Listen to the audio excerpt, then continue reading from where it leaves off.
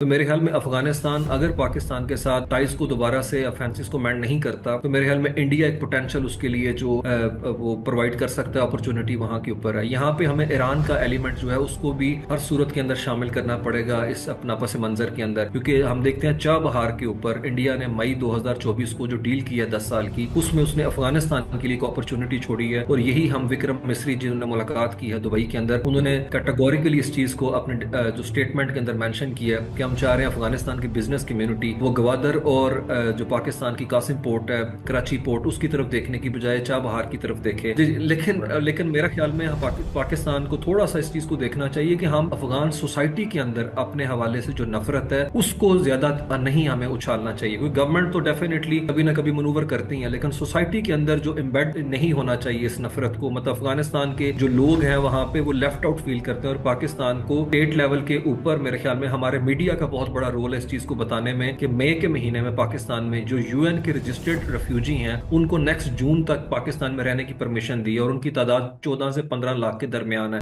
Watch federal post, bold and independent.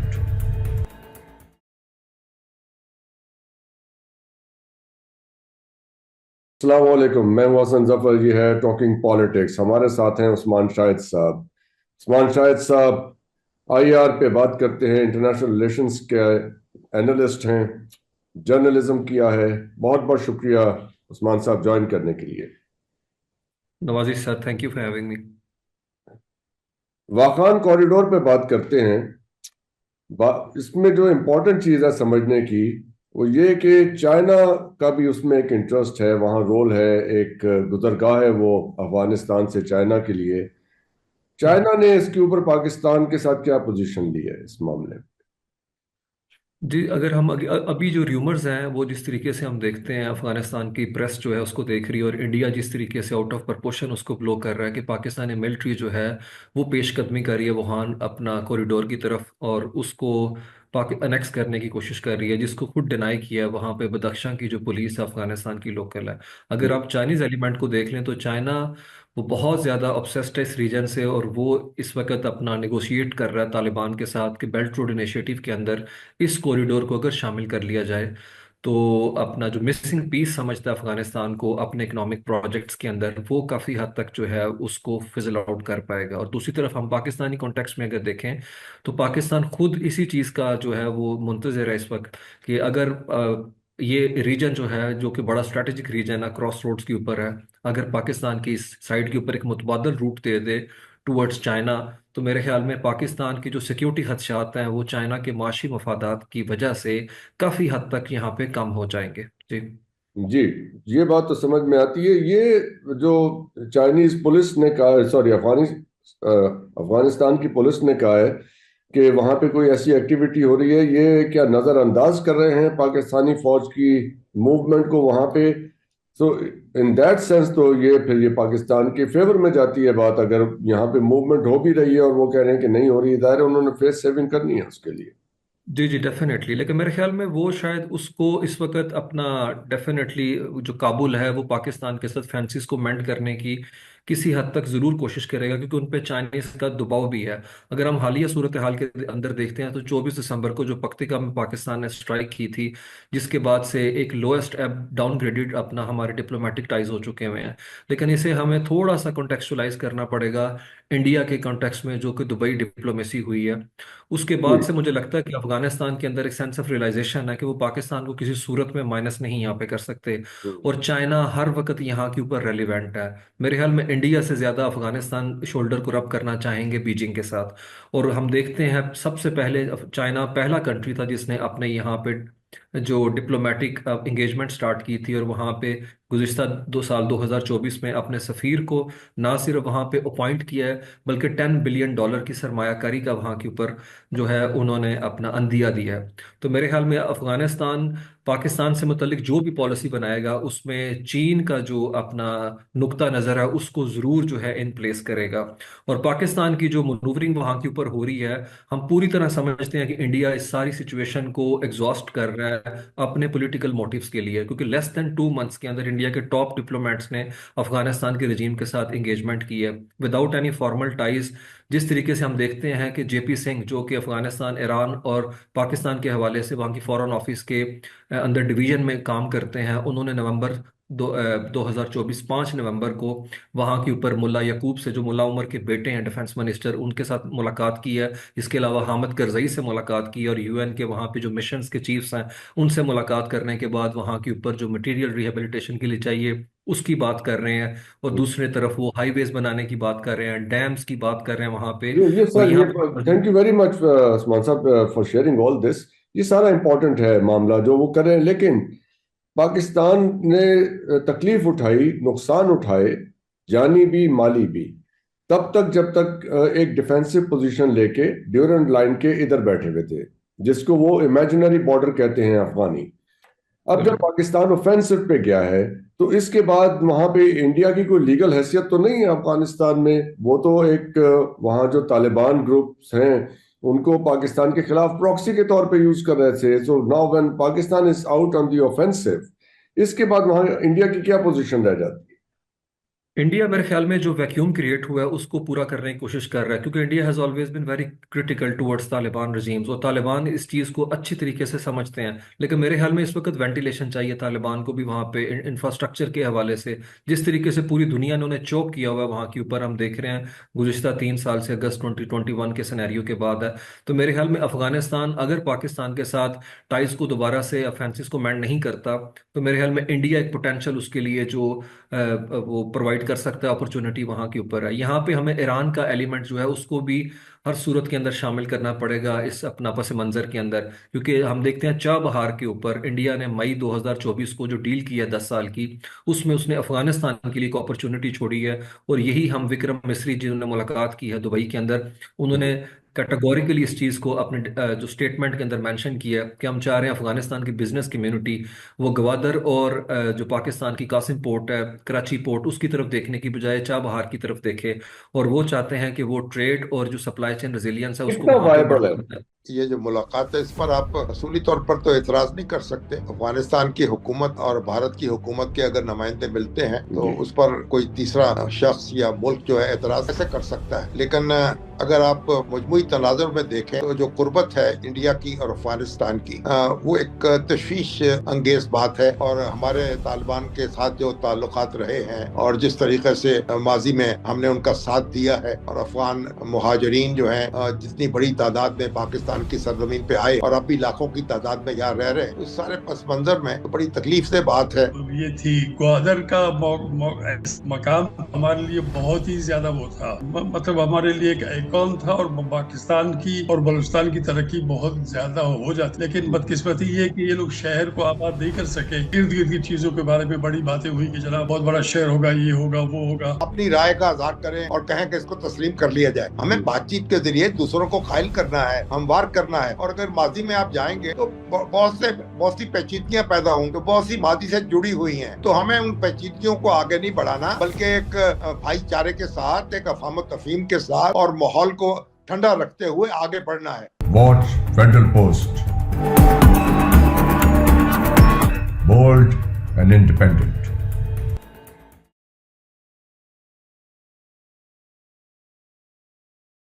अस्सलाम वालेकुम, मैं हूं हसन जफर। यह प्रोग्राम टॉकिंग पॉलिटिक्स। हमारे साथ मौजूद हैं नवाब गौस बख्श बारोज़ई साहब और मुजीबर रहमान शामी साहब। बहुत बहुत शुक्रिया हज़रात आपके ज्वाइन करने का। अफगानिस्तान के मामलात पे आज बात करेंगे। शामी साहब, आपसे स्टार्ट करते हैं। ये जो इस वक्त विक्रम मिस्री साहब की दुबई में मुलाकात हुई है आमिर खान मुत्तकी, जो अफगानिस्तान के एक्टिंग फॉरेन मिनिस्टर हैं, उसके बाद जो डेवलपमेंट्स हो रही हैं, आप कैसे देख रहे हैं ये जो कोर्टशिप हो रही है इंडिया और अफगानिस्तान के बीच में?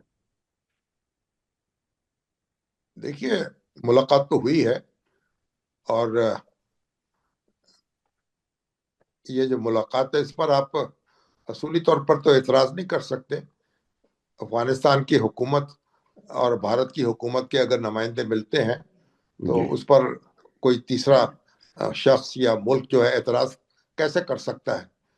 लेकिन अगर आप मजमूई तनाजुर में देखें तो जो कुर्बत है इंडिया की और अफगानिस्तान की, वो एक तशवीश अंगेज बात है। और हमारे तालिबान के साथ जो ताल्लुकात रहे हैं और जिस तरीके से माजी में हमने उनका साथ दिया है, और अफगान मुहाजिरीन जो हैं जितनी बड़ी तादाद में पाकिस्तान की सरजमीन पे आए हैं और अब भी लाखों की तादाद में यहाँ रह रहे हैं, तो इस सारे पस मंज़र में तो बड़ी तकलीफ से बात है। और मेरा ख्याल है कि इसमें दूसरे अवामिल के अलावा हमें अपनी सफारतकारी को भी तेज़ करना चाहिए और कोशिश करनी चाहिए कि राब्ते बढ़ सकें, बजाय इसके कि टेंशन ज़्यादा हो और मामलात जो हैं वो ख़राबी की तरफ बढ़ते चले जाएं। Right sir. बारूज़ई साहब, ये जो सिचुएशन डेवलप हो रही है दुबई के बारे में कहा जा रहा था, सोचा जा रहा था ऐसा कि गवादर की डेवलपमेंट से उनके बिजनेस पे असर पड़ेगा, गवादर उनके ऊपर असरअंदाज होता है बराह रास्त।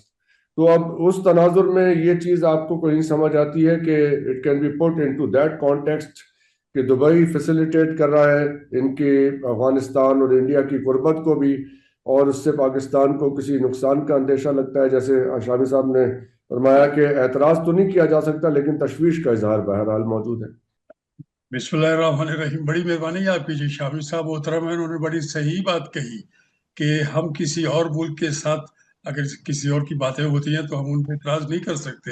हर मुल्क सॉवरन मुल्क है, वो अपनी अपनी जो है ना खारजा पॉलिसी के तहत या इंटरनेशनल रूल्स के तहत जो अगर आपस में उनकी पार्लेज होती है तो वो उनका हक है, इस तरह जिस तरह उनका या हमारा भी हक है। लेकिन हम पता नहीं क्यों हमारी खारजा पॉलिसी इस वक्त तक इतनी क्लियर नहीं है। इंडियन और अफगानिस्तान का नेक्सस कभी भी नहीं इतना मजबूत था जितना पिछले दौर से अब तक आज तक चला आ रहा है। तो इसके लिए कोई बात नहीं, हमारा तो हम तो अफगानिस्तान का एक स्ट्रेच है। अगर आप जमीन को देखें जियोग्राफिकली तो हम एक लाइन थी जिसकी वजह से वो हो गए, वरना तो कॉम्परस भी और मजहबी तौर पे भी हम उनको ज्यादा नजदीक है अफगानिस्तान अफगानियों को, क्योंकि वहां पे भी आपको पता है अंग्रेज अपनी किताबों में लिख के चला गया है कि Pashtun society is essentially based on a religious clarity, कि मुल्ला के ऊपर जो है ना, पठान जो है मुल्ला के ऊपर ज्यादा वो रखता है अपना ख्याल करता है कि मुल्ला बहुत अच्छा है हमारे काम के लिए, और बलोच सोसाइटी सरदार सेंट्रिक है, वो सरदार के बगैर चल नहीं सकती।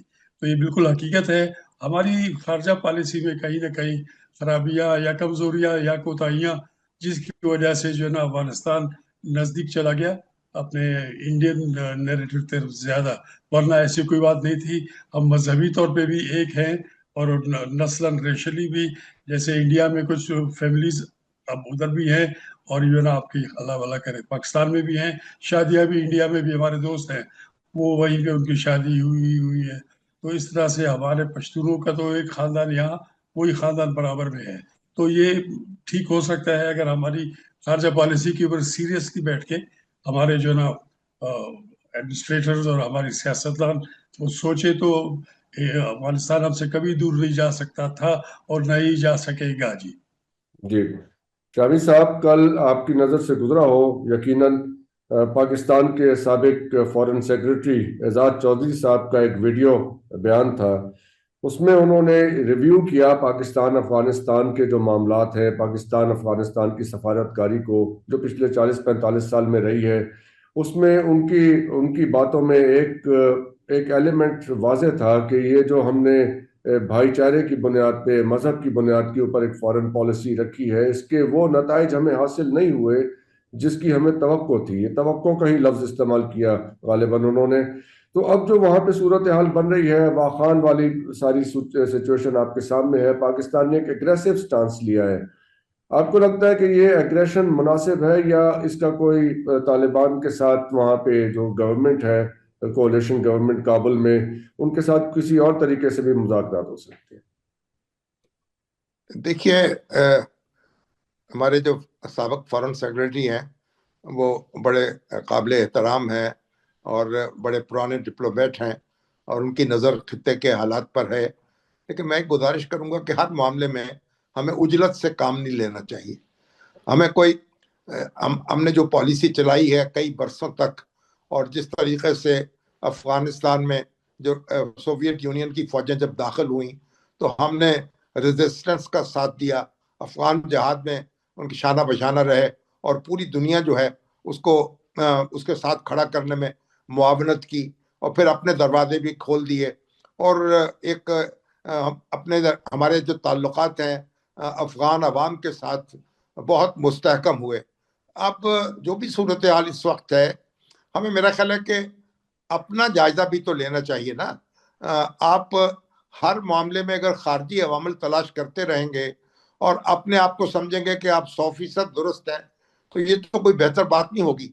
हमें अपना जायजा भी लेना चाहिए, क्योंकि हमसे कोताही तो नहीं हो गई। पहली तालिबान हुकूमत आई थी तो हमने उसे कबूल कर लिया था एंड वी रियलाइज हमें अकेले नहीं करना चाहिए। तो इस दफा हमने कहा कि हम रीजनल अप्रोच रखेंगे, सारे रीजनल ममालिक मिल के अगर इनको कबूल करते हैं तो हम जरूर कर लेंगे, provided they fulfil their commitments they have made to the international community. Reciprocity तो होती है इंटरस्टेट रिलेशन, इंटरनेशनल रिलेशन। वहाँ के हालात ऐसे हैं कि probably they do not have the wherewithal to give you that kind of reciprocity, but there should be some demonstration of sincerity. आप देखिए 14 काउंसुलेट्स इंडिया ने खोले आपके अफगान बॉर्डर, जी। वो क्यों वहाँ खोले? उनका कोई डायरेक्ट बॉर्डर ही नहीं है उनके साथ।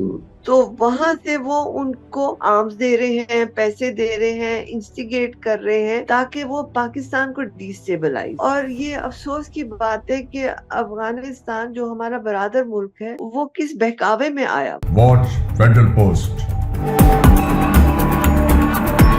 Bold and independent.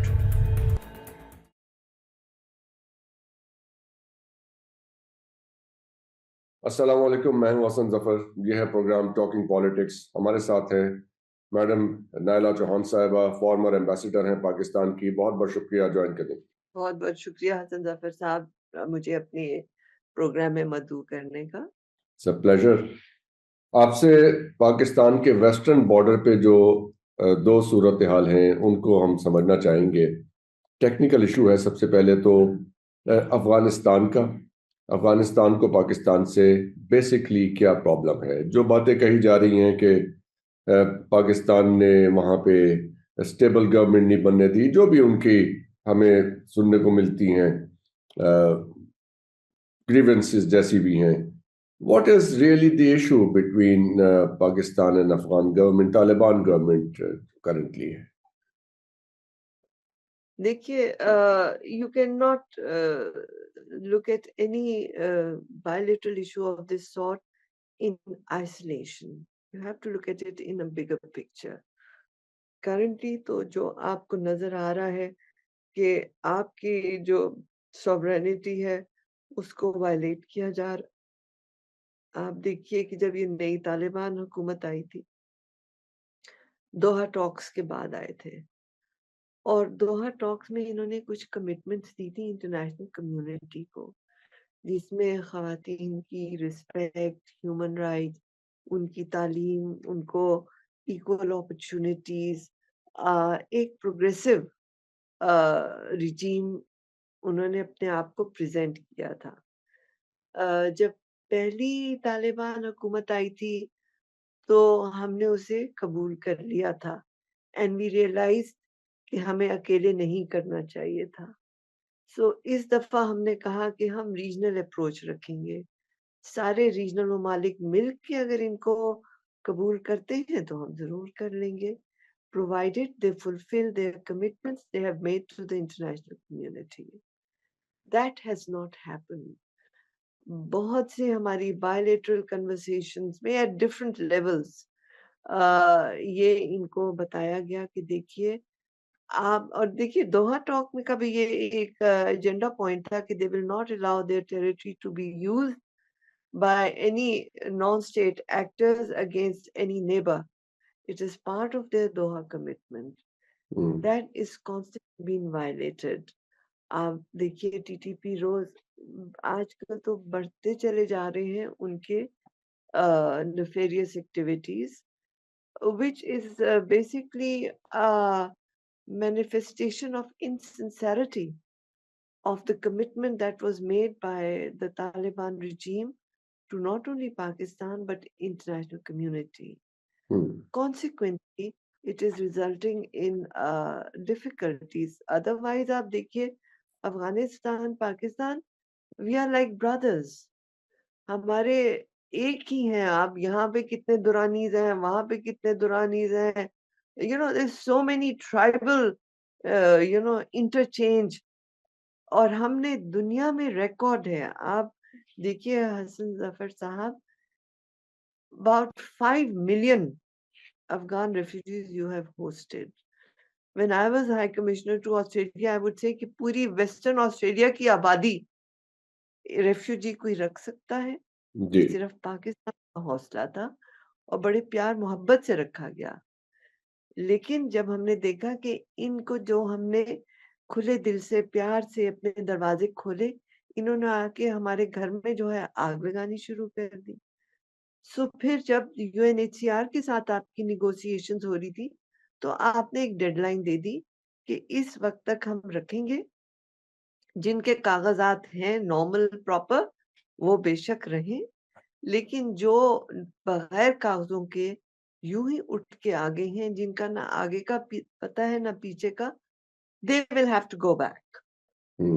तो फिर आपने उनसे यूएन के कोलैबोरेशन के साथ people with no proper documentation, they were sent home with dignity, unlike in the West जहाँ पे जब वो आपको डिपोर्ट करते हैं आपके लोगों को, आपको पता है किस तरह वो करें। अमेरिका ने एक दफा नहीं 2 दफा, अमेरिका में जब मोदी तो नहीं कहता, मैं उसको कहता हूँ नरेंद्र मोदी, एक बहुत बड़ा फैशिस्ट है जो हिटलर और मैसोलिनी का भी बाप है, और बुनियादी तौर पे लिटरली वो मुसलमानों का खून पी के खुश होता है। इतना गंदा आदमी, इतना जलील लीडर। नेहरू के जमाने में आप देखें तो उनको कश्मीरियों को एक जो है ओपननेस दी गई थी, लेकिन नरेंद्र मोदी और राजपाल सिंह जैसे गंदे जो लोग हैं, स्टूपिड, इडियट, मक्कार, फरेबी, धोखाबाज, दहशतगर्द, फैशिस्ट, मजहबी जनूनी पसंद जो है, हिंदुत्व के जो प्रचार है, आरएसएस के जो प्रीचक है, ये गंदे दिमाग की ये गंदे खून की पैदावार। और ये वो लोग हैं, राजनाथ सिंह जैसे लोग ले लें आप, जो नरेंद्र मोदी जैसे लोग ले लें, मोहनदास जैसे लोग ले लें, जितनी ये लीडरशिप है, ये वो बेवकूफ हैं जो गाय का गोबर लगा के कहते हैं कि हम न्यूक्लियर रेडिएशन का मुकाबला कर लेंगे। Watch Federal Post. Bold and independent.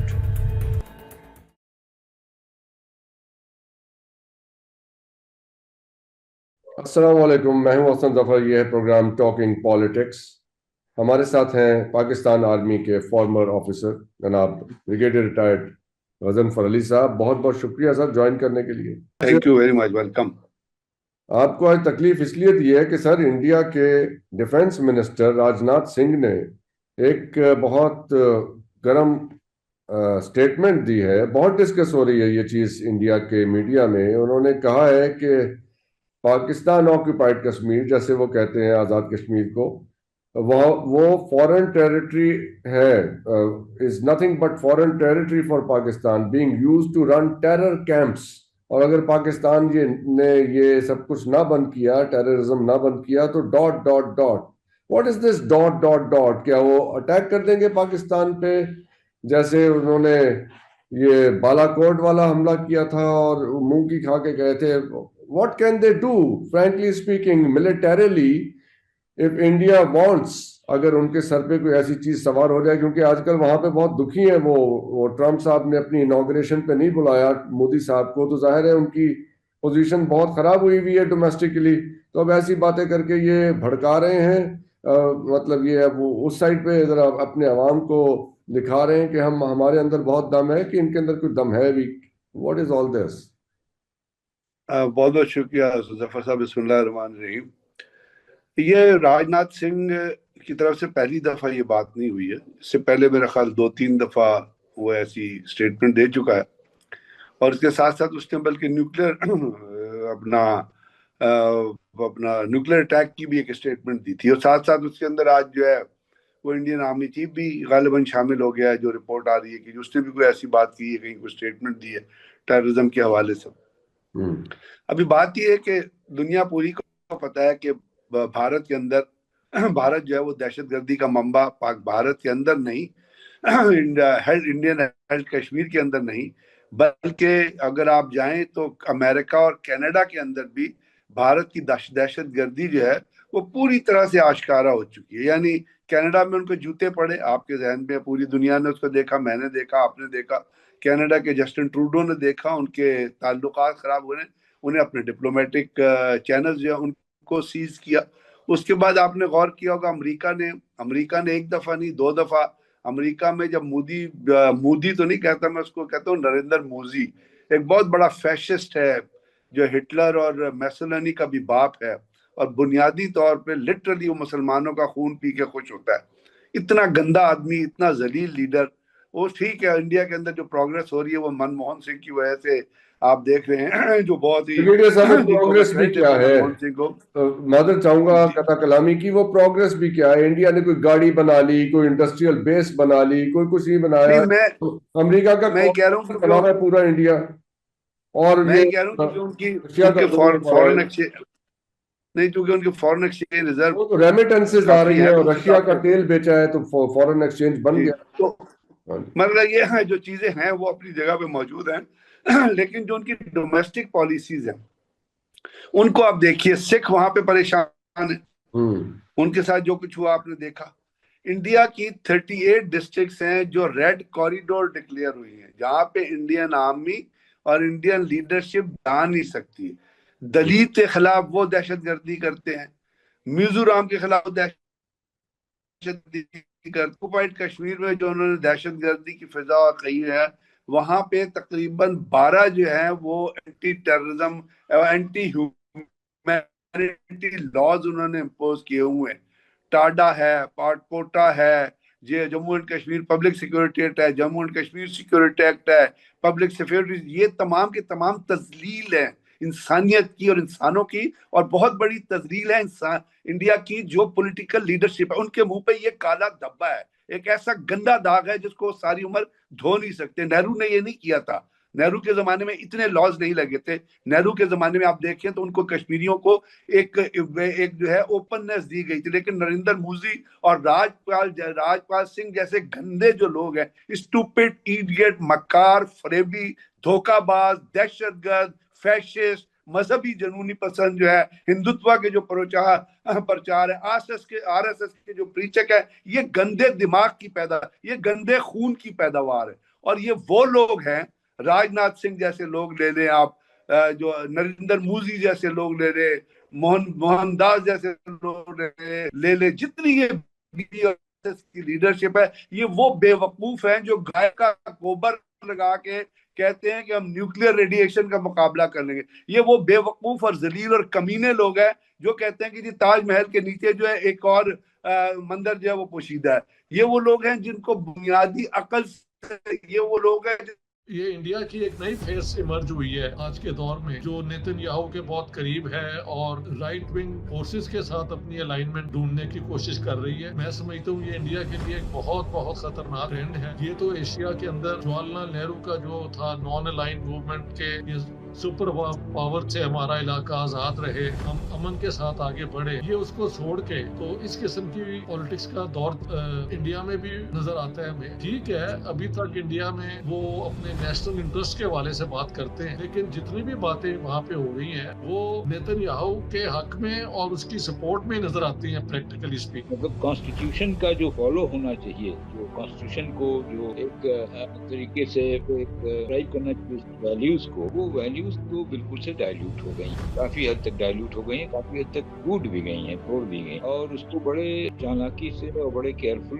ढंग से उसको सतह से सबवर्ट भी किया जा रहा है। तो ये हमारे हिसाब में भी इन सब चीजों की बहुत ज्यादा कंसर्न है, और ऐसा नहीं है कि एंड ही जाएगा। मेरे ख्याल से जनता के बीच में भी काफी बातें जा रही हैं। अभी तक कम से कम एक हद तक प्रेस फ्रीडम है हिंदुस्तान में, तो हम मायने में वो रखने की कोशिश करते। ये पॉपुलिज्म का दौर है और ये एक तरह की स्लो मोशन कल्चरल फैशिज्म तरीके से सारी दुनिया के अंदर अब सर्कुलेट हो गई। यानी जैसे आपने शुरू किया था कि जो बातें 45 के बाद यहाँ तक ये खत्म हो जाएगा और डेमोक्रेसी की बात होगी, ह्यूमन राइट्स की बात होगी, माइनॉरिटी राइट्स की बात होगी, बच्चों के राइट्स की बात होगी, औरतों के राइट्स की बात होगी, और उसके हवाले से सारी दुनिया में एक इंसाफ का निज़ाम, ट्रस्ट का निज़ाम कायम होगा। वो सारा it's gone to the dogs कहना चाहिए, मतलब ओपनली वो फ्लाउट कर रहे हैं इन चीज़ों को। तकसीम हिंद 1947,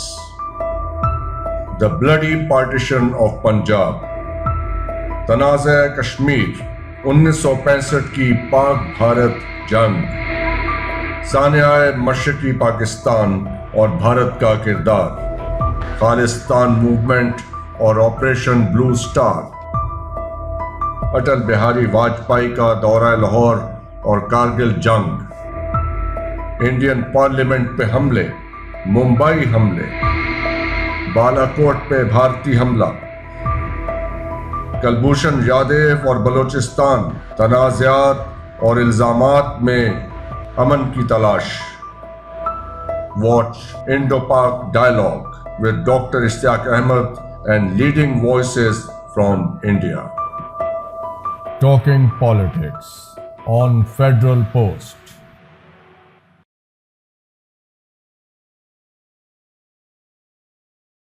अस्सलाम वालेकुम, मैं हूं हसन जफर और यह प्रोग्राम इंडो पाक डायलॉग। हमारे साथ हैं दीपक मलिक साहब बनारस से और डॉक्टर इश्तियाक अहमद साहब। दीपक साहब की मैं आपके डॉक्टर दीपक का तारुफ करा दूं। बनारस यूनिवर्सिटी में काम किया है, 10 साल डायरेक्टर रहे हैं गांधीयन इंस्टीट्यूट के। तो ये बैकग्राउंड है। डॉक्टर इश्तियाक साहब का तारुफ आप लोग जानते हैं, प्रोफेसर एमरिटस पॉलिटिकल साइंस के, और जिना के ऊपर इन्होंने किताब लिखी, Jinnah his successes, failures and role in history, बहुत मशहूर किताब है। डॉक्टर साहबान, आपका मैं बहुत बहुत शुक्रिया अदा करूंगा ज्वाइन करने के लिए।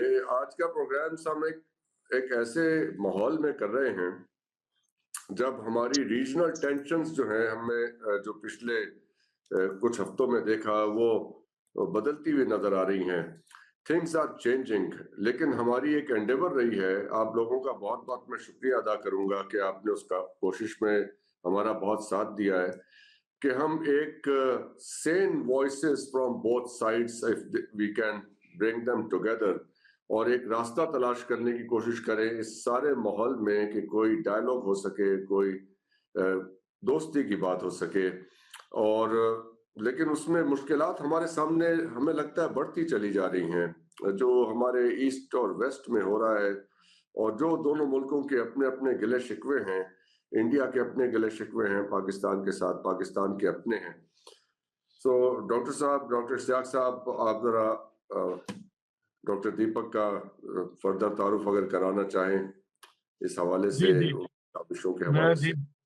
बड़े फख्र से कहूँगा कि प्रोफेसर दीपक मलिक जो हैं वो मेरे बहुत पुराने दोस्तों में से एक हैं, और ये बाएं बाजू की जो सोच है और उसके साथ सारी जिंदगी इन्होंने गुजारी, इनकी बहुत रिसर्च है।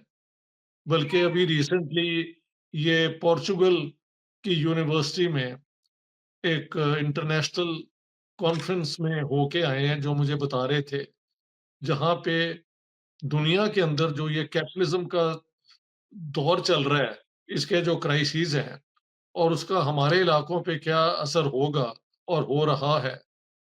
तो ये इनका लेटेस्ट काम है।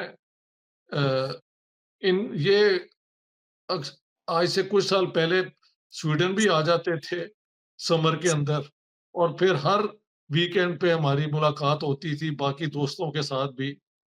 तो दीपक मलिक जो हैं वेरी इंस्पायरिंग टीचर, और इन्होंने सारी उम्र, सारी जिंदगी जो है एक प्रोग्रेसिव एनलाइटेंड माहौल के लिए कोशिश करते रहे हैं।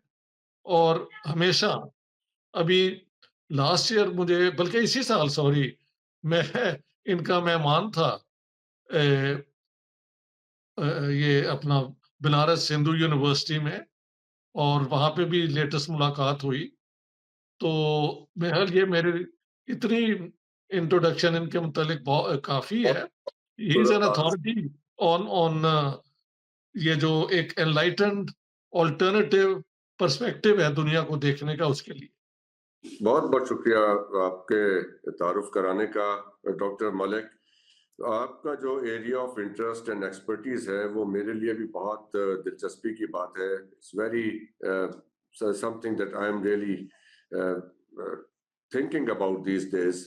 वो ये कि हमने देखा ये 2014 के बाद से मेरे ज़ाती तौर पे मैंने अपने लिए एक बेंचमार्क बना रखा है हालात को समझने के लिए कि जब से ये यूनिपोलर वर्ल्ड जो है वो शिफ्ट हुआ मल्टीपोलर में, उसके बाद से हमने आहिस्ता आहिस्ता देखा कि पॉलिटिकल करेक्टनेस इरोड होती चली गई और उसका एक बिल्कुल वाज़े, if you allow me to present, जो रिसेंट एलोन मस्क साहब ने एक बयान दिया है लॉस एंजलिस में, जो एक बहुत ट्रेजिक सिचुएशन है आज के दिनों में, वहां जो आग लगी हुई है उसके हवाले से उन्होंने कहा कि ये वहां जो इंक्लूसिवनेस है और जो ये ब्लैक्स जो हैं उनको हमने शामिल कर लिया इस सारे किस्से के अंदर के सबको मौका देना चाहिए जॉब्स का। तो ये इंक्लूसिविटी जो है ये इसकी वजह से ये आग काबू में नहीं आई जो फायर डिपार्टमेंट में हम लोगों ने भर्ती किया। This is just one example, but आप इस तरह की और भी बहुत सी चीजें देख सकते हैं। तो आपको लगता है कि ये जो सारा एक आइडियोलॉजी थी पॉलिटिकल करेक्टनेस की, ह्यूमन राइट्स, इंक्लूसिविटी, ये न्यू वर्ल्ड ऑर्डर जो 89 के बाद बना ये उसका हिस्सा थी, उसने प्रमोट किया, but after that world order is going away, उसके साथ वो चीजें भी कहीं दूर जाती दिखाई दे रही हैं आपको? काफी दूर जा रही हैं, क्योंकि मैं समझता हूँ कि इस बीच में एक बहुत हेवी राइट विंग शिफ्ट पूरी दुनिया के स्टेज में दिखलाई पड़ रहा है। और एलोन मस्क का आपने नाम लिया, एलोन मस्क ने सिर्फ इंक्लूसिवनेस पर ही हमला नहीं बोला है, उन्होंने अमेरिकन अलायंस में जो आज तक काम करते रहे हैं उनके ऊपर भी हमला बोला है। और उसके अलावा जगह जगह मुल्कों में, जैसे जर्मनी में उन्होंने बाकायदे AfD का सपोर्ट किया है। तो एक न्यू फैसिस्ट को बाकायदे उन्होंने सपोर्ट किया है, और वो बेसिकली साउथ अफ्रीकन है, अमेरिकन सिटीजनशिप तो बाद में मिली है। और अब वो एक मेन एडवाइजर के रूप में, फाइनेंशियल के रूप में वहाँ पर ट्रम्प एडमिनिस्ट्रेशन में शामिल हो रहे हैं। हमारे ख्याल से ये बहुत अच्छे इंडिकेशंस नहीं है वो दुनिया के लेवल पे, और इसका नतीजा काफी कुछ नेगेटिव भी हो सकता है। तो इन सब चीजों को हम लोग भी देख रहे हैं हिंदुस्तान में, हम बैठकर वहां भी दिखलाई पड़ रहा है, और हमें इसके बारे में काफी चिंता है, काफी अबाउट इट। जी डॉक्टर इश्तियाक साहब, आपको लगता है कि राइट विंग जो है वो एक नई फोर्स के साथ सामने आ रहा है, इस किस्म की नैरेटिव सामने आ रहे हैं जिनका वो न्यू वर्ल्ड ऑर्डर में जो पॉलिटिकल करेक्टनेस जो हमने समझी, जिसको बहुत प्रमोट किया गया है, अब उसके अगेंस्ट एक रीजनलिज्म, नेशनलिज्म और इस किस्म के स्ट्रॉन्ग नैरेटिव सामने आ रहे हैं? बिल्कुल, ये बड़ी तफसीश की बात है कि दुनिया में कई जगह पे अब राइट विंग फोर्सेस जो हैं वो मेन स्ट्रीम होती हुई नजर आ रही हैं। मार्जिन पे तो ये हमेशा होती थी, लेकिन पिछले 15-20 साल में ये मेन स्ट्रीम होती नजर आ रही हैं। और ये एलन मस्क हुआ या ये प्रेसिडेंट ट्रम्प जो अब आ रहे हैं दोबारा, ये लूज स्टॉक करने के विदाउट हेजिटेटिंग इस किस्म के बयान दे देते हैं जो आज से पहले सोचे नहीं थे जा सकते। और रेसिज्म और इस किस्म की प्रेजुडिसेस को ओपनली डिस्कस करना जो है वो मेन स्ट्रीम होता जा रहा है। तो जैसे आप ने कहा है और प्रोफेसर दीपक मलिक ने भी इसको पॉइंट आउट किया है, ये एक बहुत डिस्टर्बिंग से ट्रेंड है। लेकिन मसला ये है कि ये ट्रेंड अब ये थर्ड वर्ल्ड की कोई सोसाइटी में नजर नहीं आ रहे सिर्फ, पहले तो ये हुआ करते थे। अब ये वहां जाके सेंटर है दुनिया की इकोनॉमिक पावर का, मिलिट्री पावर का, और जिन लोगों ने दुनिया को रूल किया है, हाँ, ये वहां पे ये आम बातें हो रही है। यूके के अंदर आप देखें, उनकी पार्लियामेंट में क्या नहीं बातें हो रही। जी बिल्कुल हो और रही। नेतन्याहू को जिस तरह खुली छुट्टी दी गई है, अ, बल्कि एक हद तक तो हम कहें कि ट्रंप ओपनली इस किस्म की सोच रखते हैं, लेकिन बाइडेन के दौर में भी इस किस्म की जो है गाजा के अंदर जो जुल्म होता रहा है उसमें रोकने के लिए कोई काम नहीं किया गया। इंटरनेशनल क्रिमिनल कोर्ट ने अगर नेतन्याहू को उसके वारंट इशू कर दिए हैं, तो ये वेस्ट वालों ने उनको इम्प्लीमेंट करने से इनकार कर दिया है। और शायद ये इंडिया की एक नई फेस इमर्ज हुई है आज के दौर में, जो नेतन्याहू के बहुत करीब है और राइट विंग फोर्सेस के साथ अपनी अलाइनमेंट ढूंढने की कोशिश कर रही है। मैं समझता हूँ ये इंडिया के लिए एक बहुत बहुत खतरनाक ट्रेंड है। ये तो एशिया के अंदर जवाहरलाल नेहरू का जो था नॉन अलाइन मूवमेंट के, ये सुपर पावर से हमारा इलाका आजाद रहे, हम अमन के साथ आगे बढ़े, ये उसको छोड़ के तो इस किस्म की पॉलिटिक्स का दौर इंडिया में भी नजर आता है हमें। ठीक है, अभी तक इंडिया में वो अपने नेशनल इंटरेस्ट के हवाले से बात करते हैं, लेकिन जितनी भी बातें वहां पे हो रही हैं, वो नेतन्याहू के हक में और उसकी सपोर्ट में नजर आती हैं, प्रैक्टिकली स्पीकिंग, विच मीन्स के सारे थर्ड वर्ल्ड को छोड़ के ये अलाइनमेंट ट्रंप जैसे लोगों के साथ हो रही है। तो ये बड़ी दुख की बात है। डॉक्टर ट्रंप साहब ने तो कहा है कि जी कनाडा भी हमारी स्टेट बन जाए, ग्रीनलैंड पे वो कब्जा करना चाहते हैं। प्रोफेसर मलिक साहब, ये बताइए कि जो हिंदुस्तान में हालात हैं उसमें तो आप ही हमें बेहतर बता सकते हैं, you are in a better position, कि वहां पे जो हिंदुत्व की एक बात आई, एक रिलीजियोसिटी का एलिमेंट आपकी पॉलिटिक्स में भी आया, एक सेक्युलरिज्म जिसको हम फ्रैंकली जिसको हम आइडियलाइज करते थे कि हमारे नेबरहुड में we have a very liberal and progressive state, अब वो हमें नजर नहीं आती यहाँ बैठ के। आपके बात में आपकी स्टेटमेंट काफी सच्चाई है। ये मिशंस में काफी हद तक भी हैं, जो हमारे मुल्क का बेसिक ढांचा रहा है और जिसके ऊपर हमारा कॉन्स्टिट्यूशन भी बना है, तो वो सब चीजें काफी हद तक डाइल्यूट की जा रही हैं। और जो मिशंस भी बने हमारे यहाँ की है, और भी गवर्नमेंट की दूसरी इंस्टीट्यूशंस जो हैं, गवर्नमेंट जो अपने एग्जीक्यूटिव के तौर पे काम करती हैं, ये यहाँ पर एक जो बात उठ रही है कि अ, मतलब कॉन्स्टिट्यूशन का जो फॉलो होना चाहिए, जो कॉन्स्टिट्यूशन को जो एक तरीके से उसको एक प्रिस्क्राइब करना चाहिए उस वैल्यूज को, वो वैल्यूज तो बिल्कुल से डाइल्यूट हो गई, काफी हद तक डाइल्यूट हो गई हैं, काफी हद तक टूट भी गई हैं, तोड़ दी गई हैं। और उसको बड़े चालाकी से और बड़े केयरफुल ढंग से उसको सब एक तौर से सबवर्ट भी किया जा रहा है। तो ये हमारे हिंदुस्तान में भी इन सब चीज़ों पे बहुत ज़्यादा कंसर्न है।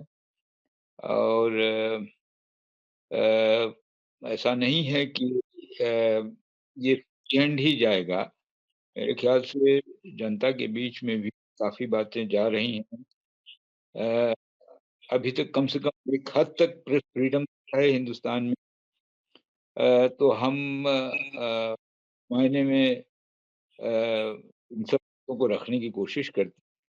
लेकिन ये बात तो है ही है, जो ने कहा कि नेहरू नेहरू जो एक पर्सपेक्टिव था, जो माहौल था, वो माहौल तो बहुत हद तक डाइल्यूट हो गया। लेकिन उसके डाइल्यूट होने के पीछे कुछ कारण भी हैं, से वजहें भी हैं। ये वजह कोई नहीं शुरू हुई, ये काफ़ी दिन हुई थी।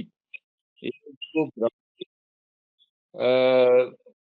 वर्ल्ड स्केल में एक प्राइवेटाइजेशन, लिबरलाइजेशन और ग्लोबलाइजेशन का दौर चला था। उस समय से ही एक इसमें कि एक कमजोरी आना शुरू हो, क्योंकि हम से वो एक आधार पे बने थे, दूसरा बेसिस था।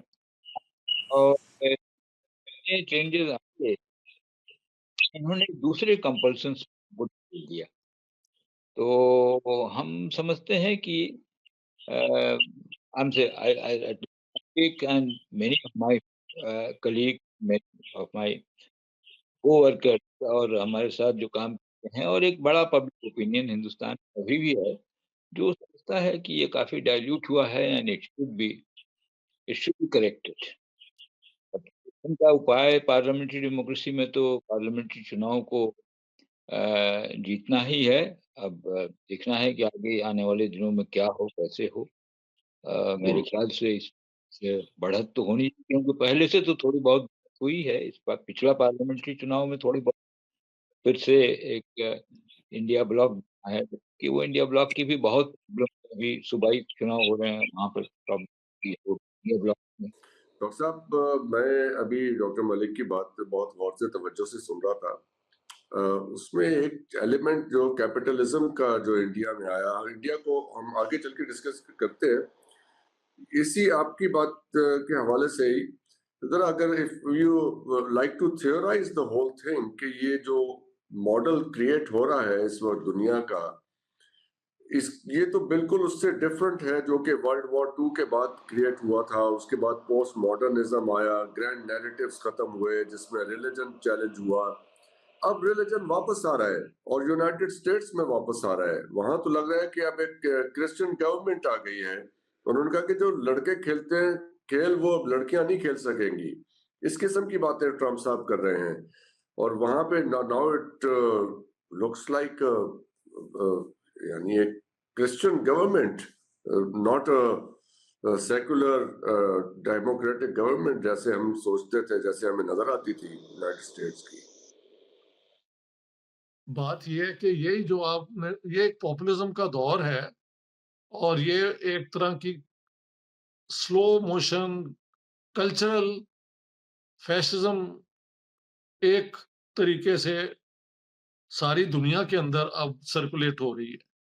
यानी जैसे आपने शुरू किया था कि जो बातें 45 के बाद ख्याल था कि ये खत्म हो जाएगा और डेमोक्रेसी की बात होगी, ह्यूमन राइट्स की बात होगी, माइनॉरिटी राइट्स की बात होगी, बच्चों के राइट्स की बात होगी, औरतों के राइट्स की बात होगी, और उसके हवाले से सारी दुनिया में एक इंसाफ का निज़ाम, एक ट्रस्ट का निज़ाम कायम होगा। वो सारा it's gone to the dogs कहना चाहिए, मतलब ओपनली वो फ्लाउट कर रहे हैं इन चीज़ों को।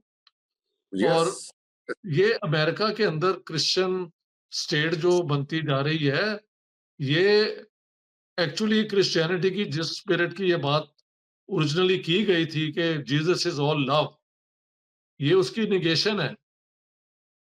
ये तो बिल्कुल एक वाइट एंग्लो सैक्सन प्रोटेस्टेंट किस्म की जो है ना, वो एक सुपीरियोरिटी की वो वाली ट्रेंड वहां पे शुरू हो गई है। और वहां पे 40 मिलियन एवेंजेलिकल क्रिश्चियंस हैं, जो एक्चुअली एक तो जूइश लॉबी है, एक ये इवेंजेलिकल क्रिश्चियंस हैं जिनकी बगैर कोई प्रेसिडेंट इलेक्शन जीत नहीं सकता।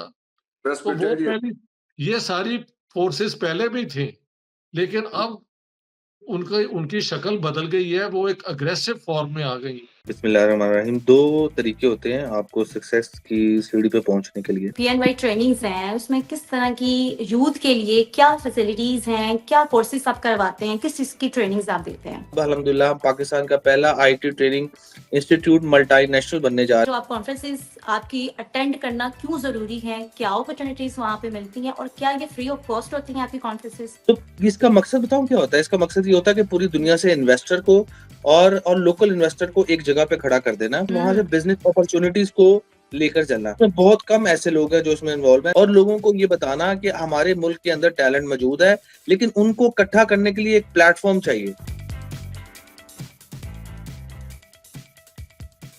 अस्सलाम वालेकुम, आप देख रहे हैं cocktail with Ambar Umar. We are now 2025 और इस साल बल्कि इस 5-10 सालों में हमारे जो यूथ हैं उनको इतनी सारी अपॉर्चुनिटीज़ मिल चुकी हैं कि अपनी स्किल्स को डेवलप कर सकें। अगर किसी ने सपोज डिजिटल मार्केटिंग करनी है या वेब डिज़ाइनिंग करनी है तो बहुत सारे प्लेटफॉर्म उनको मिल जाते हैं अपनी स्किल्स को इन्हांस करने के लिए। लेकिन अगर ये सारी चीज़ें आपको अगर एक प्लेटफॉर्म के अंडर वन रूफ अगर आपको मिल जाएँ तो इससे अच्छी बात क्या हो सकती है। ऐसे ही एक इदारा PNY ट्रेनिंग्स का है जो आपको ना सिर्फ स्किल सिखाता है बल्कि उसके साथ साथ बहुत सारी अपॉर्चुनिटीज़ भी प्रोवाइड करता है। मज़ीद डिटेल्स हम अपने गेस्ट से मालूम करेंगे। आज हमारे साथ मौजूद है हमारे मोअज़्ज़िज़ गेस्ट वहाब यूनुस जो CEO हैं PNY ट्रेनिंग्स के। आइए वेलकम करते हैं। अस्सलाम वालेकुम। सलाम, thank you so much miss Ambar, आपके बुलाने का बहुत शुक्रिया, thank you so much. Sir thank you so much for coming on my show. मुझे पता आपके पास टाइम नहीं है, आपने इतने अपने कीमती वक्त से निकाल कर हमारे शो पे आए। अच्छा वहाब, आप मुझे बताएं कि आप माशाल्लाह जैसे कि CEO हैं तो इस लेवल पे आने के लिए आपने बहुत सारी स्ट्रगल की होगी, तो आप हमारे व्यूअर्स को बताएं कि अपने कैरियर स्टार्टअप कैसे लिया आपने इस CEO में पहुंचने के लिए? देखें बिस्मिल्लाहिर्रहमानिर्रहीम, दो तरीके होते हैं आपको सक्सेस की सीढ़ी पे पहुंचने के लिए। तीसरा कोई तरीका दुनिया में मौजूद नहीं है। पहला तरीका ये है कि आपके पास एक पूरा बैकग्राउंड है। बैकग्राउंड से मुराद आपके फोर फादर्स जो है वो एक बिजनेस के अंदर काम कर रहे हैं, एक कारोबार कर रहे हैं या वो गवर्नमेंट लेवल पे काम कर रहे हैं, जहां पर भी आपने उसकी लेगेसी को आगे लेके चलना होता है। दूसरा तरीकेकार ये होता है कि आपने अपनी लेगेसी खुद डेवलप करनी होती है। तो अल्हम्दुलिल्लाह अल्लाह का बड़ा करम है, मैं उन लोगों में से हूँ जिन्होंने दूसरा रास्ता चूज किया। और मैंने अपने जब करियर का स्टार्ट किया तो एज ए जॉबियन स्टार्ट किया, एक इंटर्नशिप से स्टार्ट किया और फिर जब मार्केट स्टैंडर्ड के मुताबिक अपने आप को मॉडिफाई करता गया। और उसके अंदर सबसे बड़ा जो रोल था वो मेरे समझ लें पेरेंट्स का था कि उन्होंने मुझे इनकरेज किया इस हवाले से कि मैं जो हूँ वो अपना खुद से सेल्फ स्टार्टर काम लूँ। उन्होंने नो डाउट मुझे एक अच्छी स्टडीज करवाई और उसके बाद उन्होंने मुझे कहा कि बेटा अब तुम्हारी लाइफ है, तुमने खुद अपनी लाइफ को खुद अपने हिसाब से ड्रॉ करना है, हमारी कोई किसी किस्म की कंट्रीब्यूशन इसके बाद नहीं होगी। तो मैं समझता हूँ कि हर पेरेंट को अपने बच्चों को इसी तरीके से एक सेल्फ कॉन्फिडेंस देना चाहिए। और अल्हम्दुलिल्लाह फिर उस चीज को मैंने आगे लेके चलते, जब मुझे पता चल गया कि अब मेरे पास सिर्फ और सिर्फ आगे अपनी मेहनत से ही आगे पहुंचने का जरिया है, तो मैंने दिन रात काम किया और एक ऐसी नीश पे काम किया जो मुझे लगा कि उस वक्त मार्केट की डिमांड है। और उसके ऊपर काम करते हुए मैंने पाकिस्तान के अंदर पहला जो है वो सोशल मीडिया मार्केटिंग की ट्रेनिंग को इंट्रोड्यूस करवाया। खुद मैं फ्रीलांस काम करता था और उसके बाद जॉब के साथ साथ फ्रीलांसिंग करता था और फिर मैंने साथ साथ एक IT ट्रेनिंग इंस्टीट्यूट की बुनियाद रखी जो कि माशाल्लाह अल्हम्दुलिल्लाह अब जाके एक ग्रुप की शक्ल अख्तियार कर चुका हुआ है, जिसके अंदर हमारे मल्टीपल बिजनेसेस जो हैं वो IT के अंदर काम कर रहे हैं। Very nice, great. सर मुझे ये बताएं कि जो PNY ट्रेनिंग्स हैं उसमें किस तरह की यूथ के लिए क्या फैसिलिटीज हैं, क्या कोर्सेज आप करवाते हैं, किस चीज़ की ट्रेनिंग्स आप देते हैं? देखिए हम एक बच्चे को हुनर सिखाते हैं। UAE के अंदर या किसी भी यूरोप साइड के ऊपर हमारे पाकिस्तान की तरफ से रिक्वेस्ट आती थी कि हमें 500 प्लम्बर चाहिए, 100 जो है वो 100 ड्राइवर चाहिए। अब हमारी अल्हम्दुलिल्लाह क्योंकि पूरी दुनिया IT बेस काम कर रही है, तो जो स्किल है पूरी दुनिया के अंदर अब जो है वो एक्सपोर्ट हो रही है। तो हमने भी इस इज़्म से काम करते हुए स्टार्ट किया अपने PNY ट्रेनिंग हाउसेस को कि हम पाकिस्तान से अब एक IT की शक्ल के अंदर लोगों को एम्पावर करेंगे और उनको पूरी दुनिया के अंदर काम, बल्कि आपको जरूरत भी नहीं है बाहर जाने की, आप यहाँ से बैठ के काम कर सकते हैं। तो जो स्किल की बात है हम सबसे पहले अपने अपने जो भी हमारे पास स्टूडेंट आता है वो जॉबियन भी होता है, इवन के खाली स्टूडेंट नहीं होते, तो ऐसे लोग भी होते हैं जो अपनी जॉब के अंदर उनको 10-10 15-15 साल हो चुके होते हैं, वो स्टक होते हैं, वो अपने आप को आगे ग्रो करना चाहते हैं और दुनिया के मुताबिक नई टेक्नोलॉजी के मुताबिक अपने आप को अपडेट करना चाहते हैं।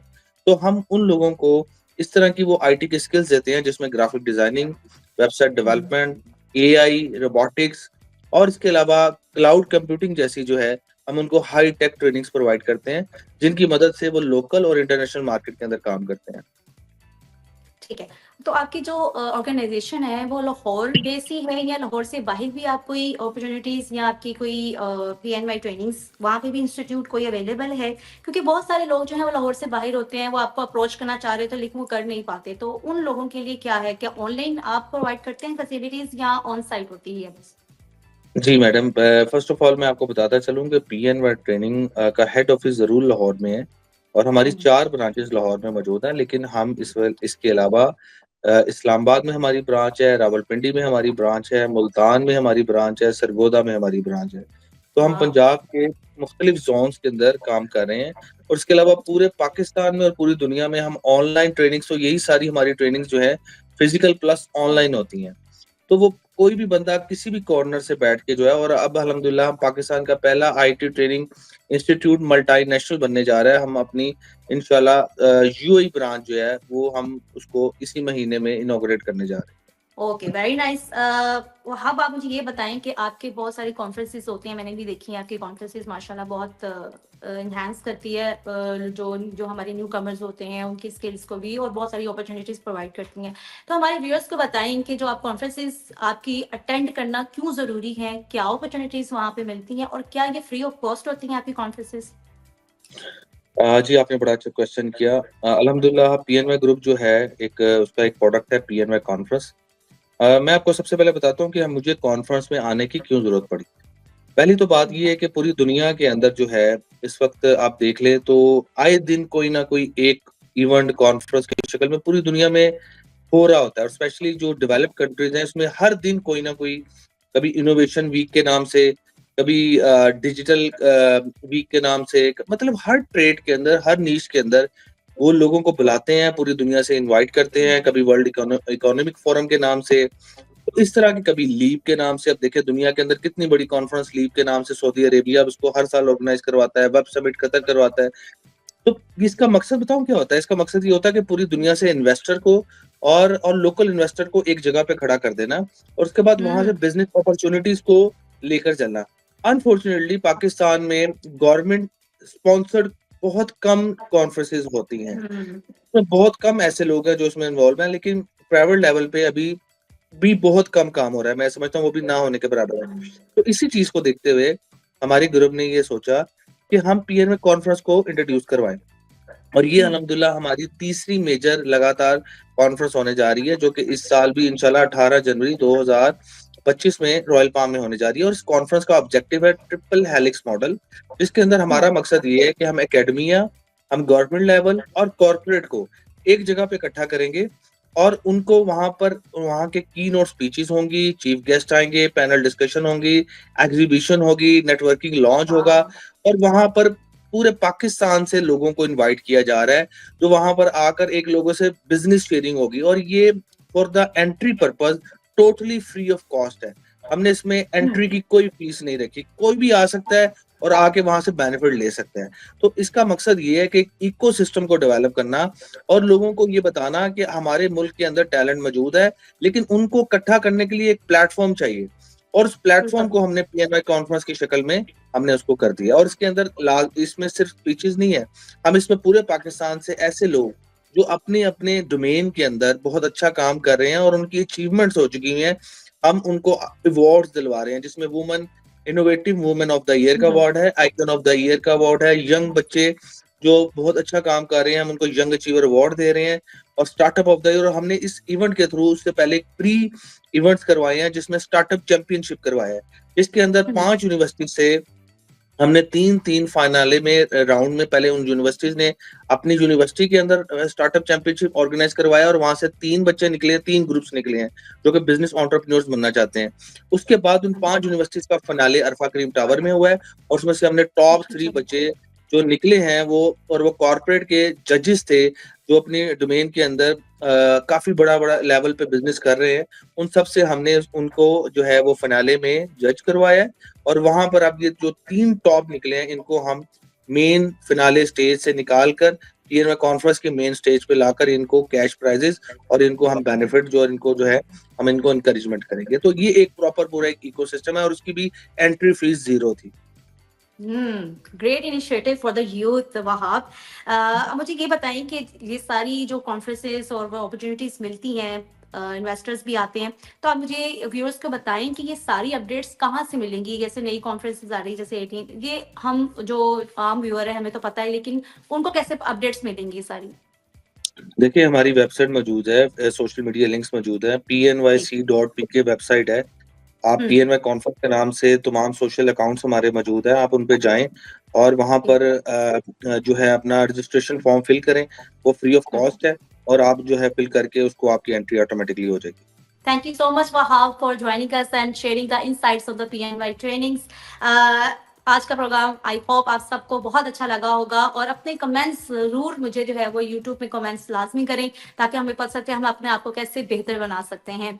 तो नेक्स्ट प्रोग्राम में फिर हाजिर होंगे एक नए प्रोग्राम, एक नए टॉपिक और एक नए गेस्ट के साथ। तब तक के लिए इजाजत दें, अल्लाह हाफ़िज़।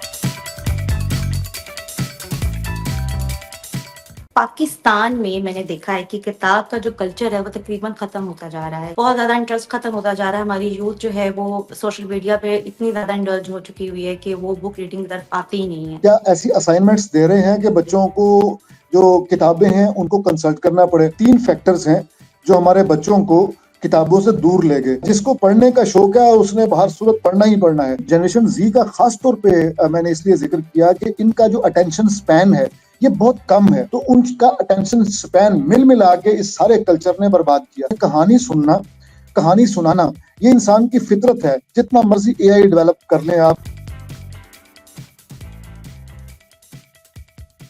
अस्सलाम वालेकुम जी, आप देख रहे हैं कॉकटेल विद अंबर अंबर। बचपन से हमें सिखाया जाता है कि किताबें हमारी दोस्त होती हैं, वो हमें इल्म देती हैं और हमारी कंपेनियन भी बन जाती हैं, इवन कि हमारी थिंकिंग स्किल्स को भी डेवलप करती हैं। लेकिन बुक रीडिंग में का जो रुझान है हमारा बहुत हद तक कम हो चुका हुआ है क्योंकि सोशल मीडिया का ज़माना हो गया है।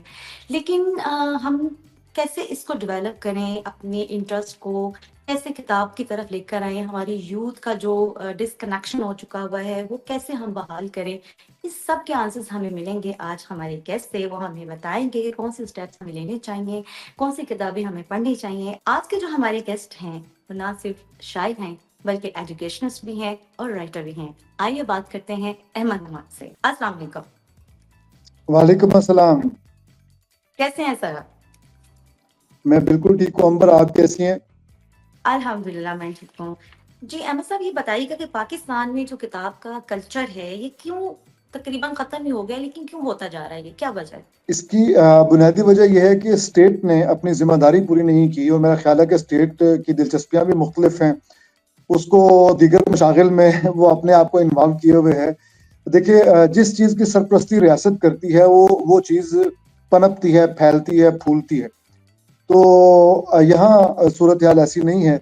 यहाँ दिलचस्पी मुझे लगता ये है कि हमारी रियासत की दिलचस्पी ये नहीं है कि बच्चे पढ़ जाएं और अपने जो खास तौर पे वो जो उनके को करिकुलर एक्टिविटीज़ हैं उन पर उनका फोकस हो, जिसकी वजह से आप देखें कि सरकारी लेवल पे भी लाइब्रेरियाँ अब बनती ही नहीं हैं।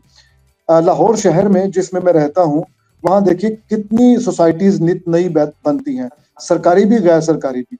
लेकिन आप ये बताइए कि हर सोसाइटी के क्या हर ब्लॉक में एक लाइब्रेरी नहीं होनी चाहिए? एक मस्जिद अगर मौजूद है वहाँ पे, अगर एक पार्क मौजूद है तो क्या एक लाइब्रेरी नहीं होनी चाहिए? रियासत इसका बंदोबस्त ही नहीं कर रही, सोसाइटीज बना रही है, इंसान नए नए घरों में जाके बस रहे हैं, लेकिन वहाँ पे किताब की प्रमोशन के लिए या किताब के साथ जुड़त के लिए रियासत कोई बंदोबस्त नहीं कर रही। तो शायद ये वजह है पाकिस्तान में, एक वन ऑफ द रीजंस ये एक वजह हो सकती है। दूसरी वजह अगर आप इजाजत दें तो वो है पेरेंट्स। देखिए, बच्चे ने वो काम करना है जो पेरेंट्स कर रहे हैं, बच्चा मिमिक करता है पेरेंट्स को। अगर हम सब जो पेरेंट बन चुके हैं वो बच्चों के सामने कोई सी किताब खोल के ऐसे मॉक करना शुरू कर दें कि हम पढ़ रहे हैं, तो बच्चा भी आप देखिएगा कि आपकी नकल में कोई ना कोई किताब ढूंढेगा और पढ़ना शुरू कर देगा। तो मेरा ख्याल है कि रियासत के बाद अगर दूसरा काम जो है, दूसरा फर्ज है वो पेरेंट्स का। बिल्कुल सही बात किया है कि अगर हम चाहते हैं कि बच्चों की मोहब्बत किताबों के साथ हो जाए तो उससे पहले हमें भी खुद को किताबें पढ़नी पड़ेंगी। बिल्कुल सही कहा। यस, अच्छा ये बताएं कि बिल्कुल। यह जो यंगर जनरेशन है हम उनका इंटरेस्ट कैसे डेवलप करें फिर? हम उनका इंटरेस्ट देखिए, बतौर उस्ताद मैं ये समझता हूँ कि केजी से ही शुरू हो जाता है बच्चे का इल्मी सफर, और केजी के उस्ताद को ये तीसरा इल्म फैक्टर है जो कि बुक रीडिंग की तरफ ला सकता है नई जनरेशन को। रियासत है, पेरेंट्स हैं, और उसके बाद टीचर्स हैं या अकेडमिया। अब आप अपने बच्चे को भेजते हैं पहले दिन स्कूल, तो वहां पे आप देखें कि उनके असातिज़ा लाइब्रेरी की तरफ कितना उनको रागिब करने में कामयाब होते हैं। क्या ऐसी असाइनमेंट्स दे रहे हैं कि बच्चों को जो किताबें हैं उनको कंसल्ट करना पड़े? पहली से लेके आप BS ऑनर्स तक देख लें, आखिर कितने असाइनमेंट्स आप देखेंगे। मैं यूनिवर्सिटियों में पढ़ाते हुए मुझे अब जमाना हो गया, आप जानती हैं 12-13 साल से मैं यूनिवर्सिटीज में पढ़ा रहा हूँ। आप यकीन करें कि स्टूडेंट्स की हमसे डिमांड होती है कि हमें स्लाइड्स दिखाएं, उन स्लाइड्स का प्रिंट आउट दें ताकि हम उनका रटा मारें, और मिड टर्म और फाइनल टर्म बस उनको चार्ट के उबकाई कर दें और हम इस तरह काम दें। शायद ही 100 में से जो असाइनमेंट्स मिल भी जाए ना, किताबों की तरफ रुख भी कर लेते, लेकिन AI जब से आया ना इसका और पता नहीं क्या हाल हो चुका है। AI तो आपको हर चीज का जवाब दे देगा आपको, और उसमें भी बहुत सारे AI की टाइप्स आ गई हैं, कोई प्रो आ गई हैं, तो उसका भी मेरे ख्याल से बहुत अमल दखल है इस चीज में। जी बिल्कुल, आपने बजा फरमाया। चंद दिन पहले मैंने एक असाइनमेंट दी स्टूडेंट्स को, उन्होंने मुझे ला के बड़ी अच्छी असाइनमेंट दी, और ऊपर उन जालिमों ने ChatGPT लिखना वो भी तरद्दुद नहीं किया कि उसको मिटा दें, वो लिखा पड़ा हुआ था उसकी असाइनमेंट पर। नकल के लिए अक्ल चाहिए होती है। दूसरी बात ये कि उसी अहद में, जिस अहद में AI में स्टूडेंट्स इस तरह का काम कर रहे हैं, उस्ताद भी तो जिंदा है, उसको भी तो मालूम होना चाहिए कि इसको किस तरह से असाइनमेंट को किया जा सकता है, उसको अपने आप को अपडेट करना चाहिए। लिहाजा किसी किस्म का कोई इजाजत नहीं दी जानी चाहिए कि बच्चा AI को इस्तेमाल करे, इंटेलिजेंटली इस्तेमाल करे, लेकिन कंपोजिशन तो खुद करे।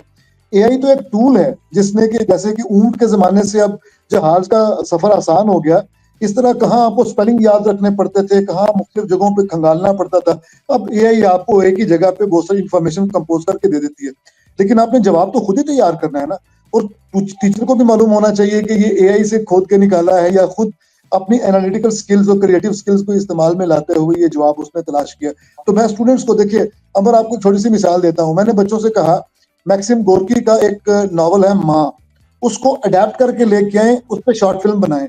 बताइए AI से वो कैसे मदद लेंगे? AI तो ये काम नहीं करके देगी, ये तो उनको खुद पढ़ना पड़ेगा, सीन डिविजनिंग करनी पड़ेगी, डायलॉग लिखने पड़ेंगे, स्क्रीन प्ले लिखना पड़ेगा और उसको शूट करना पड़ेगा। तो ये टीचर पे बड़ा डिपेंड कर रहा होता है कि वो कितना फेमिलियर है AI से, ताकि वो काम ही ना दे जो AI उसको सहूलत से करने दे स्टूडेंट के लिए। अहमद साहब, वैसे मैं आपको बात कहूँ कि अगर आप कोई भी टॉपिक देते हैं, कोई एनालिस्टिक भी टॉपिक देते, कुछ भी देते, AI आपको वो भी निकाल के दे देगा। ये मेरा पर्सनल एक्सपीरियंस है कि कुछ भी आपके पास स्टेटमेंट अच्छी होनी चाहिए। आपका जो स्टेटमेंट होती है ना, जो आपकी नीड है, अगर वो आप सही लिखें तो AI जो है ना वो आपकी बहुत हेल्प आउट कर सकता है। जी बहुत एडवांस, इसमें कोई शक नहीं। डिसएडवांटेजेस डॉक्यूमेंट्रीज बना देती है पूरी पूरी। ट्रूली ट्रस्ट नहीं कर सकते AI पे। ये एक जो है ना, ये बहुत ज्यादा ब्लंट चीज है, क्योंकि हम ट्रस्ट करना शुरू कर दिया AI पे, लेकिन वो हमें नहीं पता कि वो इंफॉर्मेशन जो है वो करेक्ट भी है कि नहीं है, लेकिन डिपेंड तो करना है। तो क्या इसमें मेरे माइंड में क्वेश्चन आता है कि क्या ये बात बचाव होगी कि हम टीचर्स पे ब्लेम करें इस क्योंकि वो असाइनमेंट्स देते हैं और टीचर जो है वो एक्सेप्ट भी तो कर देते हैं ना, तो इसमें क्या उसके क्या ब्लेम कर सकते हैं टीचर्स पर? जी बिल्कुल कर सकते हैं। मैंने तो अर्ज किया कि 3 फैक्टर्स हैं जो हमारे बच्चों को किताबों से दूर ले गए। रियासत, सबसे पहले रियासत अपनी जिम्मेदारी इसको महसूस करे कि रियासत ने कितना बंदोबस्त किया, उसने क्या, अगर वो जो है हॉस्पिटल ऑन द व्हील्स या क्लिनिक ऑन द व्हील्स, अगर ये मरियम साहिबा कर सकती हैं, CM साहिबा हमारी, तो बुक्स ऑन द व्हील्स क्यों नहीं कर सकती? ये रियासत की जिम्मेदारी है कि वो लाइब्रेरीज भी बनाए और लाइब्रेरीज ऑन व्हील्स भी बनाए। आप सुन के शायद मुझे भी हैरत हुई थी कि जो हुमायूं था, बादशाह हुमायूं, ये जब जंग लड़ने के लिए जाता था तो 4 हाथियों को जोड़कर उसके ऊपर एक तख्ता बनाता था और उसमें लाइब्रेरी अपनी बना के मैदान जंग में जाता था। तो जिसको पढ़ने का शौक है उसने बाहर सूरत पढ़ना ही पढ़ना है। तो हमारे जैसे तालिब इल्म जो हैं उनको, उनके लिए तो नेमत होगी कि अगर हमारे दरवाजे पर लाइब्रेरी व्हील्स के ऊपर चल के आ जाए। तो ये रियासत की पहली जिम्मेदारी। दूसरी जिम्मेदारी पेरेंट्स की है। कितने पेरेंट्स हैं जो बच्चों को ये कहते हैं कि बेटा आपने दोस्तोयेव्स्की को पढ़ा, क्या आपने गोर्की को पढ़ा है, क्या आपने चार्ल्स डिकेंस को पढ़ा है, जॉन कीट्स को पढ़ा है, रूमी को, इकबाल को, सादी को, कितने लोगों, ये कितने पेरेंट्स ने खुद अपने आप मुताला किया, ये गोयटे को कितने पेरेंट्स जानते हैं। तो दूसरा कसूर पेरेंट्स का है, पहला रियासत का, दूसरा पेरेंट्स का। और तीसरा कसूर जो है तब असातिज़ा का आता है जब उस, देखिए बच्चे ने पहले 4-5 साल तो उस घर में ही गुजारने हैं ना, उस घर में जो उसको माहौल मिलेगा वो स्कूल में जाके उसको डिपिक्ट करेगा, उसी की एग्जीबिशन करेगा, वापस आएगा तो पलट के घर में ही आएगा जब घर में किताब ही कोई नहीं है। और जो पेरेंट्स हैं वो टीवी देख रहे हैं या खुद मोबाइल पे रात को सोप्स देख रहे होते हैं या सीरियल्स देख रहे होते हैं मुख्तलिफ टीवी चैनल्स के यूट्यूब पर, तो जाहिर है बच्चा भी कहेगा ना कि मुझे कार्टून लगा के दे, मुझे डियाना रोमा लगा के दें, या मुझे भी डोरेमोन वगैरह ये इस तरह की चीजें लगा के दें। तो ये तीनों मिल मिला के रल मिल के खूब बिगाड़ी है साढ़े प्यार दी खेड नसीबा ने। तो ये हमारे बच्चों के साथ जो प्यार है, किताब का प्यार है, इसको इन 3 फैक्टर्स ने रल मिल के बिगाड़ा है, असातिज़ा ने भी, पेरेंट्स ने भी और स्टेट ने भी। और ये जो सोशल मीडिया और ये जो फोन है ना, ये जो गैजेट्स है, इनके जो बच्चों की जो माइंडसेट है उसको भी चेंज किया है, उनके थिंकिंग स्किल्स को भी बहुत ज़्यादा अफेक्ट किया है।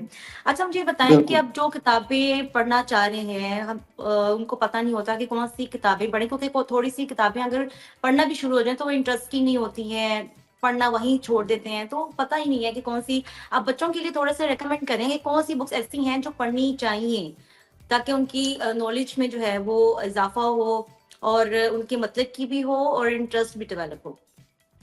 देखिए अंबर, पहली बात तो ये कि जो जनरेशन जी है सन 2000 से ऑनवर्ड्स पैदा होने वाले, वो तमाम बच्चे अब यूनिवर्सिटियों में मौजूद हैं, उनमें से बाज तो पास आउट भी हो गए हैं।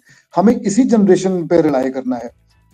2001 में पैदा होने वाला माशाल्लाह 25 साल का हो चुका होगा, यूनिवर्सिटी से फारिग और एमफिल भी बल्कि कर चुकी होंगे बाज 25 साल नौजवान लड़के लड़कियां। और उसी तरह आगे अब जनरेशन जी का खास तौर पे मैंने इसलिए जिक्र किया कि इनका जो अटेंशन स्पैन है ये बहुत कम है due to the association with social media. ये हर 5 से 7 मिनट के बाद बोर होते हैं, यॉन करते हैं, जमाइयां लेते हैं और उसके बाद उठा के देखते हैं कोई मैसेज तो नहीं आया, मैं दुनिया से पीछे तो नहीं रह गया, मुझे किसी दोस्त ने हो सकता है कोई पिंग किया हो, कोई स्नैपचैट पे स्नैप भेजी हो तो मैं देख तो लूं, मैंने जवाब भी तो देना है। तो उनका अटेंशन स्पैन मिल मिला के इस सारे कल्चर ने बर्बाद किया।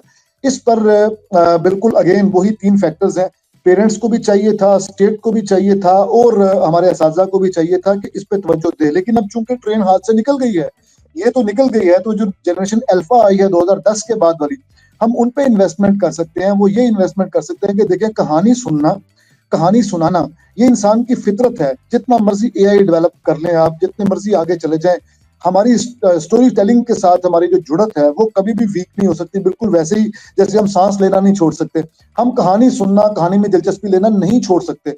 अगर कहानी से में दिलचस्पी लेना छोड़ देंगे तो ना फिर कोई फिल्म बनाने का जवाब रहेगा, ना ड्रामा बनाने का जवाब रहेगा।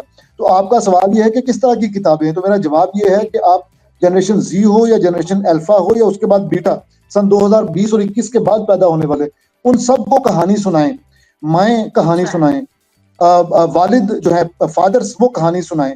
और कहानी कौन सी सुनाएं? आला दर्जे की, रूमी की हिकायतें, सादी की हिकायतें, इकबाल की वो जो कहानियां जो उसने नज्म की सूरत में पेश की हैं, माँ का ख्वाब जैसे, और इस तरह की एक पहाड़ और गुलहरी, ये सुनाएं।